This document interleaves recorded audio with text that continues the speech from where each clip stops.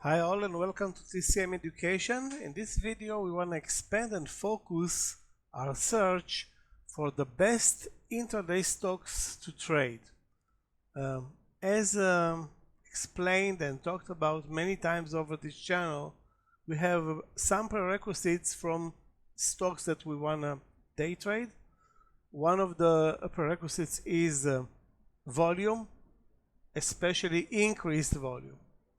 Then we have the super important prerequisites for a wide range of the daily bar. So we want a stock that's trading normally, let's say from 100 to 102 to trade from 100 to 110 if possible. So expanding the intraday range is super important because that gives the stock the ability to evolve during the 6.5 hours, and instead of delivering a move of 50 cents up, 30 cents down, then another 40 cents up and 60 cents down, to go up $3, pull back $1, and then go up another $4.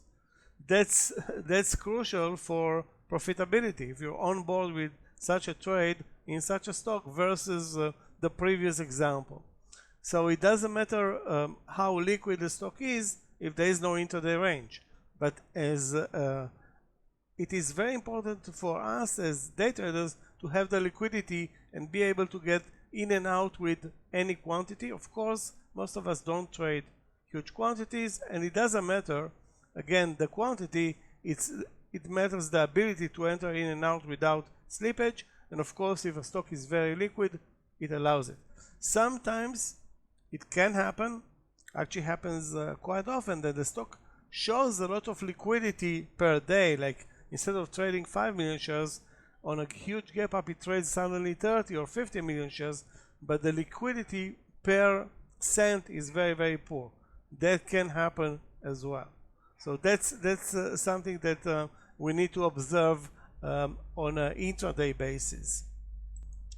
The list that I prepared in front of you guys is a list of only 13 stocks that matched the criteria of more than 5 million shares traded, price range of above 10%, and range of above 10%, and price range above $10 and under $250. And again, that's not a problem, the price range. What's really important is the percentage rate.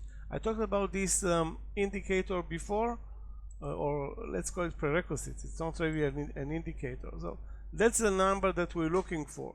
So if a stock is worth $50 and it trades between $50 and $55, that's $5 of range, that's 10%. That's if you observe, that's way above average for most of the stocks. So in this search, I'm looking for stocks that really developed their intraday range. Now, it's possible to trade and be very profitable with stocks that are doing only 6 or 7%. But if the stock is doing only 1%, so it trades between 100 and 101, most likely, I don't want to say 100%, that will be impossible to take profits out of that type of stock, where it moves 1% over a period of 6.5 hours. So it can happen, highly unlikely that you're going to be able to take profits on it. So if I'm looking at this extreme list, we have stocks like SRM that gapped up 34% on news. We'll see it in a minute. Then we have SLD, that's an IPO. The list will be, you'll immediately see that there are plenty of IPOs on the list. Why? Because IPOs tend to really explode in the first days of trading after the IPO. And in our case, we have here Circle and CRWV, which are the best IPOs this year by far, and probably the best day trading stocks, although they don't quite fit the strategy of a normal day trading. So we need to analyze and see how and if we want to deal with such huge intraday movers. And of course we have SLD, it's an IPO. CRCL is an IPO from 10 days ago. CAI, Caris Life Sciences, is an IPO from 2 days ago. CRWV, an IPO from a couple of months ago. So we have out of 13 symbols, 1, 2, 3, 4 IPOs.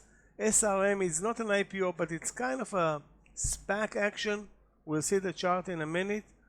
And the rest of the stocks, obviously, you've heard about them, but let's go over this list as quick as possible and see how many we can add to our preferred list. And then we'll discuss the preferred list in another video. So SRM, let's first start with the daily chart. What happened with SRM? If you remember the chart of SBET, SharpLink, pretty much the same. A company that doesn't have any business model or nothing's going on suddenly is basically getting together or is combining its business. I don't know which is buying which. I think there is a company, I just not going to go over it right now, it's pouring its business, and it has a tight connection with the Trump sons. Anyway, pretty much like the Ethereum business of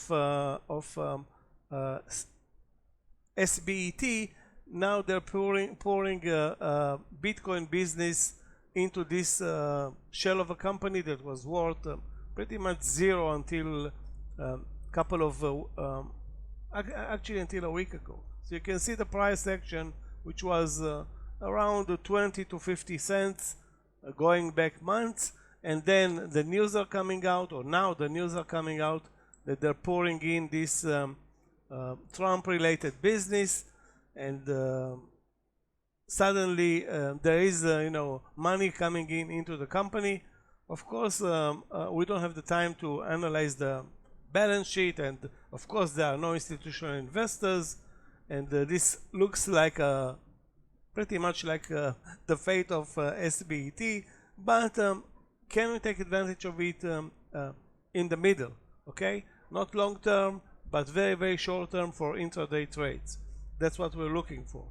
So if we're looking at that, let's take a look at the intraday price action over the last couple of days in this stock. And you can see that first of all, the volume is unbelievably high versus previous. Okay, so that's actually a great thing. And hold on a second, let me check out the overall volume just to make a point. So the stock traded on Friday, how much?